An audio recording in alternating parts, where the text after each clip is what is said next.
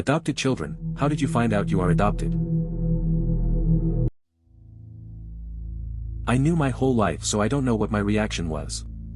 My parents never hid it from me, and we visited my birth mom and I wrote her letters, and she was invited to things like my first communion and stuff. Her parents are also grandma and grandpa. She's not mom, though, I just knew her by her first name. I know open adoption, where you know and communicate with the birth family, isn't for everyone, but as an adopted kid, I think having it known that you are adopted right from day one saves a lot of grief. There's no shame in being adopted. It's just another way of making a family. And hey, if kids made fun of me for being adopted, I would just say, well, that just means my parents really wanted me. You can't adopt a baby by mistake. It sounds like you had a pretty clear understanding of your situation from the start. Open adoption seems to have worked well for you, giving you a way to connect with your birth family. Your perspective on it shows that you appreciate the unique way families can form. The way you handle any teasing is also a good approach, turning it into something positive. When I was 16, cops caught me drinking. Didn't get busted or anything, just a call home to mom and dad. So they sit down and give me a pretty harsh lecture. At the end of it they kinda just threw in there, by the way, you're adopted. We cool. 12 years later and I'm home for vacation and I'm chatting with my sister, not by blood, but I never knew any different until I was 16 and she was around 6 at the time. She's 18 and we're talking about some random subject and I throw down the, so you know I'm not your real brother, right? I'm adopted. The look on her face said it all. I was like, to fool by breaking my little sister's heart. She got married a few years ago and on the night before the wedding she was blubbering in tears about how I'm not her brother and stuff. God damn it, mom and dad, learn to talk to your children. It's hard when big family news isn't handled well. That talk should have happened earlier to avoid the shock and confusion. Parents need to be more open with their kids about these things. I had friends who were adopted and at about age 8 I was thinking about them and jokingly asked my parents if I was adopted. They told me I am, by my dad. My mother is biological. My adoptive dad was cruel to me, which meant my little sister, his real kid, has no memory of not knowing I was adopted. He always told her so she'd know she was special. This led her to chant "he's my dad" at me as a kid. The best way it affected me was to understand that my dad didn't hate me, he was cruel to me because of his own issues. That's a complex situation. It sounds tough growing up with that kind of dynamic. Realizing that his behavior stemmed from his own issues can change how you view those experiences. It must have been hard dealing with your sister's reaction too. Seems like you found some understanding in a difficult relationship. I was raised with the knowledge that I was adopted. I can actually remember when I was 3 or 4 years old, and understood the implications of the word adopted for the first time, and the little 3 or 4-year-old tantrum that I had, but I got over it by the time cartoons started playing in the afternoon. This past year, I got in touch with birth parents for the first time. It has been absolutely amazing. Not every adoption story is entirely savory. I had a friend who was trying to do an open adoption, but the kid's birth mother couldn't stay off drugs, so they had to cut her out until further notice. But right now, I'm unwrapping the gift that keeps giving over and over again. I looked into the eyes of a blood relative, got awesome support from immediate and extended family, and have gotten to meet 2 fantastic and well-rounded people that have come a long way from being the scared, confused kids that they were leading up to my birth. When I was a kid, I remember my adoption becoming a reality to me, when I accepted it. I grew up in a loving, normal family that can drive me nuts, and I eventually embraced it and took pride in being adopted. Right now, as I'm meeting blood relatives, I'd say that being adopted is one of the most exciting things that I've ever experienced. It's interesting how your perspective on adoption evolved over time. Many people struggle with those feelings, but it seems like you've found a positive way to deal with it. Connecting with your birth parents sounds like a rewarding journey. It's good to hear you cherish those relationships, despite the challenges some face in similar situations. Overall, it looks like you've turned what could be a tough story into something meaningful. I was 4 to 5 years old when they told me. It was very casual, like, well, you have to know that. And I accepted it no problem. They didn't really have the choice to tell me since I would have found out anyway. I'm Arabic and they are Caucasian, so I was already subject to my school friends' incomprehension like, is it your real parents? No way. So yeah. Since nobody will read, fast forward of the entire story, turn out I didn't care until my late teen years, then I felt the need to know from where I came from. You know, the what are my roots existential crisis thingy. From there step after step headed me to me retrieval of my bio-mother and all of her information, context of my birth, ethnic origin. I contacted her the day of my 20th birthday. She was pregnant of me at her 20th too, so I liked the symbolism here, and after the initial emotional shock she was really happy to meet me, and me too. I questioned her about everything I wanted to know, and to this day we still speak at least one time per week. It sounds like you had a pretty unique experience growing up. Reconnecting with your bio-mother must have been really significant, especially with the timing. It's cool that you two have kept in touch regularly. That kind of ongoing relationship can really help in understanding your identity and roots better. I don't know honestly. A lot of people post here saying adoption causes the adoptee a lot of grief, or they'll be like, adoption causes us a lot of grief. I saw someone say this in a different post, and it always annoys me because it's like, how can you speak for everyone? Now everyone thinks all adoptees go through a lot of trauma. So I think it's important not to blanket statement or speak for everyone. I always knew I was adopted and have never had an issue with it. I never felt abandoned or anything. I just figured my parents couldn't keep me for whatever reason and wanted me to have a better life. I don't really think about it. Before anyone thinks I'm trying to downplay others' experiences, of course there are people who do feel grief and that's perfectly valid, but just the idea that all adoptees have issues stemming from it is inaccurate. It's good to see a different perspective on adoption. Not everyone has the same experience, and it's important to recognize that. Your approach is refreshing, acknowledging that while some may struggle, others like you can have a positive view. It's about individual experiences, not a one-size-fits-all narrative. Understanding and validation go both ways. My parents never kept it from me but instead told me at a very young age and basically said, we're your parents but you came out of someone else's tummy. Same with my sisters. It was never a big deal. And while we're on the subject, it's very offensive to keep calling someone's biological family their real family. It undermines all the parenting, sacrifices and whatnot that the adoptive family did. Look up the terms mother and father, they are verbs, not just nouns. My adoptive parents are my real parents and my biological parents are my biological parents. It sounds like your parents were pretty open about your adoption from early on. That approach can help make the situation feel more normal. The point about language is valid too. It's important to recognize the roles both sets of parents play in your life. Everyone's family story is different, and it seems like you have a good understanding of yours. Pretty much my entire life my parents were just honest with me about it. Of course I think the biggest fear for parents is that for some reason your child will not be happy with you as a parent because they know you are not biologically related. Honestly I couldn't have asked for better parents, and since I was adopted very young I feel like there is no doubt they are my true parents. I found info on my birth mother at least through Facebook a few months back and quite eerily found a post wishing me happy birthday and hoping to see me soon even though she hadn't seen me in almost 2 decades. Although that hit a little rough, I still haven't made contact with her. Overall my reaction to it has been, who cares? I think your parents are the ones that raised you and continue to be your role models. That trumps biological relation every time. It's interesting how people's views on family can differ. You seem to have a strong sense of identity despite the adoption. It's clear your parents made a positive impact on your life. The fact that you found your birth mother's post is significant, but it's good you haven't rushed into anything. It sounds like you appreciate the bonds that matter most to you. My parents told me at a young age, maybe 5 or so. My mom was great, she would tell me the whole story like a bedtime story and I used to ask to hear it over and over again. She bought me books about the subject and also gave me a newspaper article posted to Dear Abby by an anonymous author.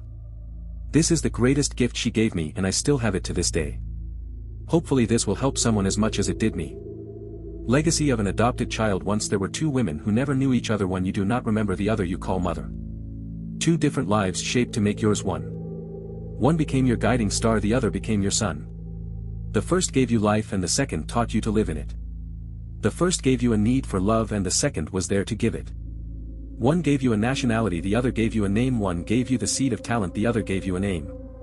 One gave you emotions, the other calmed your fears. One saw your first sweet smile, the other dried your tears. One gave you up, it was all that she could do. The other prayed for a child. And fate led her to you. And now you ask me through your tears, the age-old questions through the years, heredity or environment, which are you the product of? Neither, my darling, neither, just two different kinds of love. This story reflects on the nature of adoption and the two roles in a child's life. It emphasizes the different kinds of love from birth mothers and adoptive mothers. Both play significant parts in shaping who we are, showing that identity is formed through a blend of experiences and relationships. Quite touching overall. I wasn't adopted, but my cousin was. Her mother was really bad into drugs, we haven't told her yet, so my uncle took her in and legally adopted her. We told her on Christmas when everyone was opening gifts and having a good time. Cheyenne, my uncle said, "You're adopted. She's only 7, but she's smart." After a while, she said, "That doesn't mean that you're not my dad." He shows her love and is all that she knows, and she doesn't care. I think when she saw how loved she was and being surrounded by all of her family, she knew that she was better off with him. I cried. That's a pretty touching story. Cheyenne clearly feels secure in her family and the love she receives. The whole situation shows the importance of love and support, regardless of the circumstances. Moments like this can hit hard, but it's good to see she's in a better place. Me and my husband are honestly wondering if we're going to tell my daughter. She never met her biological dad, he's dead now, and my husband has been in her life since she was a baby. She calls him Dad, has decided she would like to take his last name after we got married in October, and they even look alike strangely. We just don't know how to sit her down and tell the story of why her bio father isn't around, why she will never get to meet him, and why her daddy isn't her daddy. Part of us never wants to tell her. Part of us feels like we have to. It's a tough situation for sure. There are a lot of emotions involved, and figuring out the right moment to share that kind of information is never easy. Maybe you could find a gentle way to explain it when she's ready to understand. It's a balancing act for parents. I wasn't adopted, but my boyfriend and his brother both were. His birth mom was abusive, she bit his knee bad enough to scar it when he was a baby, so when he got older he would ask his adopted parents how he got the scar. They both basically knew from the beginning they were adopted though. My boyfriend was a baby when they were taken away, and the brother he got adopted with was 4, so he has some memories of living with the birth parents. My boyfriend and his brother didn't meet their other siblings until they were all over 18 when their birth father died. He wasn't ever abusive, just drank a lot and was neglectful. 4 out of 5 of them went to the funeral, met each other, and still occasionally talk to this day. They got to basically choose their own names though, which I thought was cool. After the adoptions were finalized, all of the kids, with the exception of one, he wasn't adopted because of his mental disabilities due to the birth mom's drug usage, got a name change due to safety, I believe. It's interesting how each sibling had different experiences growing up.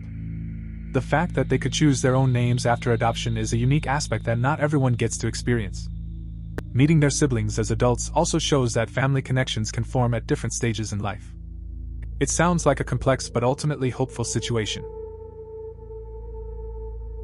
My mom is my mom, but my dad adopted me when he married my mom. I was 2 and only ever remember him in my life. When I was 10, his mother was visiting. She was drunk. I said something mean to my sister and grandma said, "You don't have to be nice to her, she's only your half-sister." Panic ensued. My parents took me upstairs and basically told me that my birth father is unknown and that my dad loves me and that hadn't changed, and he offered to help me find my biological dad if I ever wanted to. I handles it well, I was well loved. He was, and is, a dedicated, loving father and never treated me any differently than the 4 other children he went on to have with my mom. In fact, he would forget that I am not biologically his, and fought with my mom about my blood type because of the differences between us. And I think that was the key. Even when I knew there was someone else out there, I didn't ever want him because the man who raised me loved me unconditionally and has always supported me. I'm in my 30s now, and recently submitted my DNA for one of those ancestry tests. So eventually I may find out who my biological father is, but the idea is scary. He probably doesn't even know I exist. I have children of my own. And my dad loves his only grandchildren, mine, with abandon. And maybe there's another person out there who has my hazel eyes and propensity for dairy intolerance. And maybe I'll meet him. Or maybe I won't. Either way, I am loved. This story shows the complexity of family and love. It's interesting how your dad embraced you completely, despite the biological ties. The whole DNA test part adds a layer of curiosity and uncertainty about what may come. It seems like your strong connection with your dad will remain unchanged, no matter what the results show. In the end, your experience highlights that love often matters more than biology. My youngest son was adopted and we take the same approach. He is only 2 now, but we talk about his adoption with him. His birth father just came for a visit during winter vacation. He has a picture of his birth parents on his nightstand by his bed. He will occasionally pick it up and just stare at the picture. We talk about how they are his birth parents. It really isn't a big deal. Our son is a different race, so he would have eventually figured it out anyway. Even if he weren't a different race, I couldn't imagine hiding that from him. It's part of his story. He deserves to know the truth. It sounds like you're handling things in a straightforward way. Keeping the conversation open about adoption seems important, especially as he grows up. It's good that he has a connection to his birth parents through the picture. Being honest about his background helps him understand his identity. Same. Sister and I are adopted from China, parents are white. Even when we were little they were always very open about it, smiley face. Until this day, even when my parents are divorced, we can talk about it with each other. I'm so glad that I have my sister, not by blood, someone who really understands the questions that come with adoption. For me, these people are my family. My sister really is my sister, we're really close, we care about each other. I do remember some DRK times when my mommy day to drink, blurring out things about our adoption. It hurted, but still, today I can tell my parents how I sometimes feel about it. The first separation from bio parents and on top of it divorce of my parents when we were like 8, had such an impact. Have a huge separation anxiety, cause people always left. But at least I can talk about it with my sister and the parents. So, parents, be open to your children. Always. Let them know they can talk about it. I didn't want to talk about it until I was 22 or something. It's nice that you've got a strong bond with your sister. Adoption can bring up a lot of complex feelings, and it sounds like you've navigated that well together. It's good to hear that your parents encourage open conversations about it. Dealing with separation anxiety is tough, but having family who understands helps. It's important to express those feelings, especially as they can shape how we feel growing up. Please, don't hesitate to PM any of us. Talking seems so simple, but it does so much. If you want additional help, here are some hotlines. 741741, Crisis Text Line, United States. Text Go or Stay. 1-800-273-8255, National Suicide Hotline, United States. 911, possibly any other emergency number if you don't live in the US, also there to help those with suicidal thoughts, United States. The text line helped me a lot at night, and put me at ease several times whenever I was feeling this way. I hope they can help you as well. Stay with us, OP. It's good to share resources like hotlines. Glad to hear the text line was helpful for you. Reaching out is often the first step.